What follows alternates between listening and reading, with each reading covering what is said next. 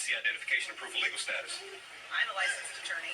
Texas State Bar, Victoria Benjamin, my identification. Everyone says there's something. You got documentation proving citizenship right now? My driver's license is in my wallet. 15 years practicing law? The State Bar of Texas. The Fresh Mart on Lyndale Avenue was bustling when it happened. Saturday morning, 10:45 a.m. Victoria kept loading groceries. Slow movements, visible hands.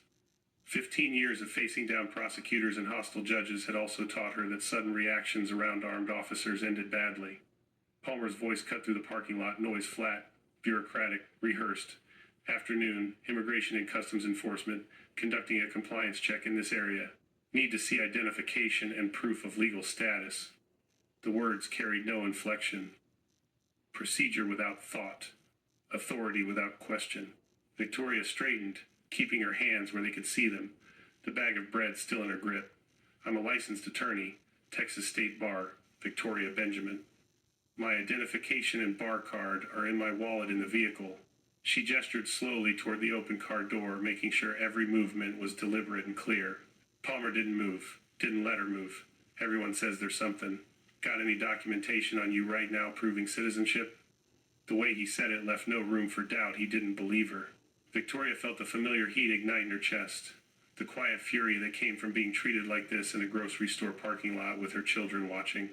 Wearing weekend clothes on a Saturday morning, visiting family, my driver's license is in my wallet, my Texas State Bar card is with it. I've been a practicing attorney for 15 years. If you call the State Bar of Texas, they'll verify everything. We'll verify once we've established identity and status. Palmer's voice had gone colder now, sharper. Jamie's small hand found Victoria's. Mama? It's okay, baby. Victoria kept her eyes on Palmer, her voice low and steady. Stay close to me. But it wasn't okay. Kowalski moved to the passenger side of the rental car, peering through the windows like he was searching for contraband. Briggs positioned himself near the cart, cutting off any exit toward the store. The SUV blocked her from behind. She was boxed in. Victoria reached slowly for her purse on the passenger seat. Palmer's hand moved to his belt. Stop. Don't reach for anything. Step away from the vehicle. I'm retrieving my identification. Victoria kept her voice level, her training kicking in. Document everything. Speak clearly. Assume everything is being recorded. You asked for documentation. It's in my wallet. Step away from the vehicle. Now. The command hung in the air, heavy and absolute. Around them, the parking lot continued its Saturday rhythm. A young law student, Jasmine Torres, first-generation college graduate from a marginalized Houston neighborhood, reached out after reading about the case. Victoria took her on, taught her how to build arguments from evidence fragments, how to stay composed under cross-examination, how to channel rage into precision. Supporters rallied. Community activists organized courthouse vigils for the trial date. Fellow attorneys offered pro bono research assistance.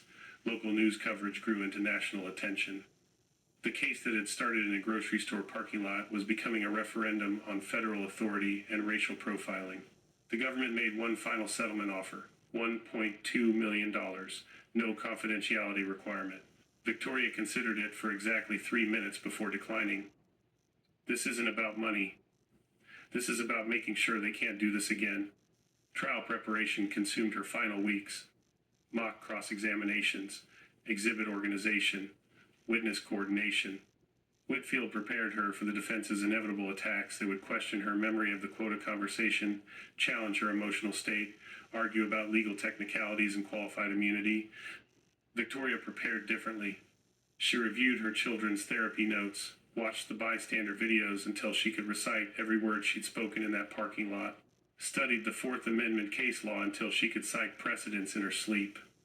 She drew on Texas roots, generations of civil rights, perseverance, the memory of her grandmother who'd marched in Houston in the 60s, the legacy of resistance against institutional prejudice. This case was bigger than her humiliation. It was about Alex and Jamie learning that injustice had consequences, that power, when abused, could be challenged, that their mother's credentials and dignity mattered. The night before trial, Victoria stood in her Minneapolis hotel room, looking out at the city lights. Somewhere out there, Palmer and Kowalski and Briggs were preparing their own testimony. Somewhere, federal attorneys were rehearsing arguments about qualified immunity and good faith mistakes. Tomorrow, She would walk into that courthouse not as the woman they dismissed in a parking lot, but as the attorney they catastrophically underestimated.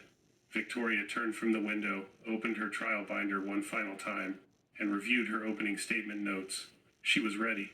The Hennepin County Courthouse stood against an autumn morning sky, its stone facade gray under clouds that threatened early snow. October in Minneapolis, 6 months since the parking lot, since the handcuffs, since her children's screams, 6 months of depositions and discovery and sleepless preparation. Victoria entered through security in professional attire, tailored navy suit, minimal jewelry, her Texas State Bar pin visible on her lapel. Behind her, Dorothy held Alex and Jamie's hands, the children dressed carefully for a day they wouldn't fully understand until years later. Reporters lined the corridor, cameras tracking her movement, but Victoria kept her eyes forward. The courtroom was packed. Activists in the gallery wearing shirts that read "Quota Justice" and "End Racial Profiling," fellow attorneys from civil rights organizations, media filling the press section, and at the defense table, Palmer, Kowalski, Briggs in suits instead of tactical vests, flanked by federal attorneys whose expressions carried the weight of a case they'd underestimated.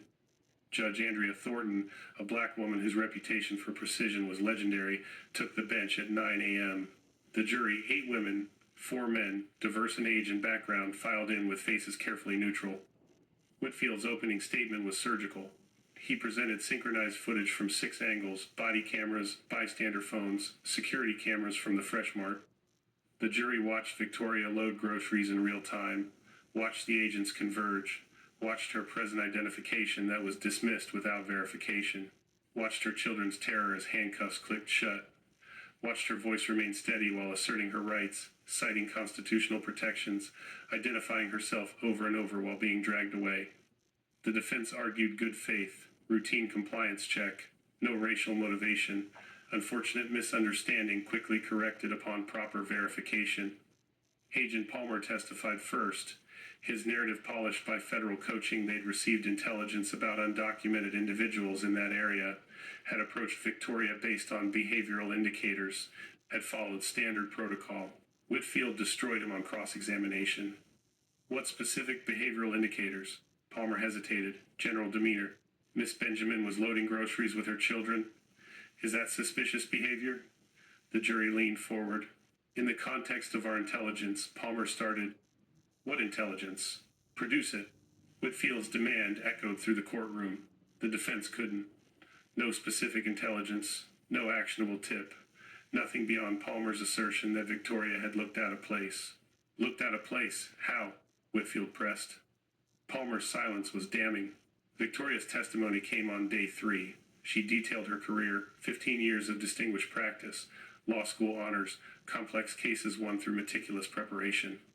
Described that Saturday morning, the casual family errand, the sudden confrontation, her children's fear, the handcuffs biting her wrists while she recited her credentials, her rights, her citizenship, all dismissed because 3 agents looked at her skin and made assumptions.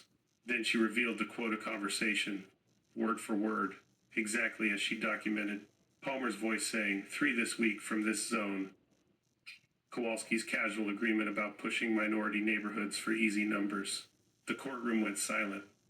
Whitfield entered her mental notes into evidence pages written the night of her release, time-stamped, witnessed by her mother. The defense objected frantically, hearsay, uncorroborated. But Victoria's credibility held. Her profession, her training, her documented timeline, her lack of any motive to fabricate. Victoria's credibility held. Her profession, her training, her documented timeline, her lack of any motive to fabricate. The defense crumbled further when Whitfield introduced discovery documents they'd fought to suppress. Internal ICE emails discussing performance metrics tied to detention numbers. Supervision reports praising agents for aggressive enforcement in target zones that were 85% minority neighborhoods. Statistical analysis showing detention rates 3 times higher in Black and Latino areas despite identical legal status demographics. The quota system wasn't speculation. It was policy hiding behind euphemism. Expert witnesses followed. Dr. Patricia Nwosu, child psychologist, testified about Alex and Jamie's trauma, sleep disturbances, anxiety around uniformed authorities, trust broken at developmental stages where security is foundational, She showed the jury drawings the children had made, stick figures with handcuffs, crying faces, SUVs that dominated the page like monsters. Constitutional law expert Professor David Reeves detailed Fourth Amendment violations. No reasonable suspicion, no probable cause. Detention extended hours beyond any justification. Credentials dismissed without minimal verification effort. Each element a textbook example of unlawful seizure. The defense's qualified immunity argument that agents couldn't have known their actions were unlawful collapsed under the weight of Victoria's clearly stated objections, her repeated identification, her citation of specific constitutional protections while being detained. They'd been told explicitly that they were violating her rights. They proceeded anyway. Read the verdict form. On the charge of unlawful detention, guilty. On the charge of Fourth Amendment violations, guilty. On the charge of racial profiling, guilty. On the charge of infliction of emotional distress, guilty. Unanimous on all counts. The damages phase took another day. Compensatory damages for Victoria's trauma, for her children's psychological harm, for violations of constitutional rights. Punitive damages against the individual agents and the government agency that had fostered a quota system prioritizing numbers over legality. The final award, $15.4 million. The courtroom erupted. Applause from the gallery despite Thornton's gavel. Activists shouting victory. Media rushing for statements. At the defense table, Palmer stared at the floor. Kowalski's face had gone gray. Briggs sat motionless. Victoria remained still, her expression composed, but her eyes reflected something deeper, vindication measured not in money, but in accountability, in a public record that couldn't be sealed or buried, in precedent that would protect others. Outside the courthouse, she made a brief statement to assembled press. This was never about compensation. It was about ensuring that what happened to my children and me doesn't happen to another family. It was about exposing corruption that treats human beings as quotas and credentials as irrelevant because of skin color. I hope this verdict sends a message that such behavior has consequences. The consequences rippled outward. Palmer, Kowalski, and Briggs were suspended pending internal investigation. The ICE regional office announced policy reviews and mandatory bias training. Federal oversight committees launched inquiries into quota systems across multiple jurisdictions. The case became cited precedent in civil rights litigation nationwide. Victoria returned to Texas with her children and her mother, the verdict behind them but the work ahead.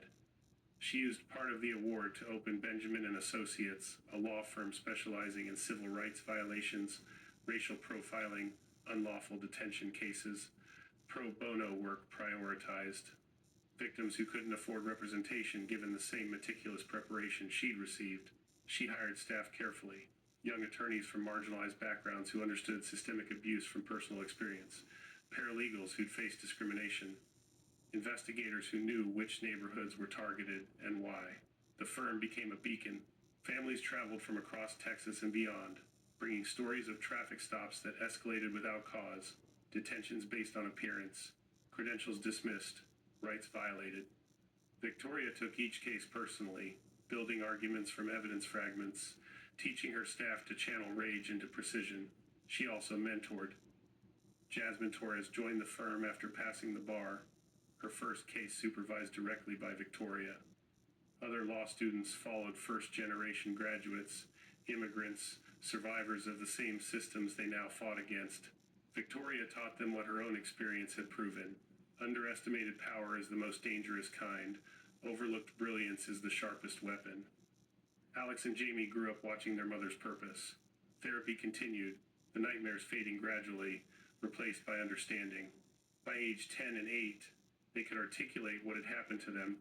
Unlawful detention, racial profiling, systemic injustice. Could explain why their mother worked late preparing cases. Could see justice not as something granted, but as something claimed through evidence and persistence.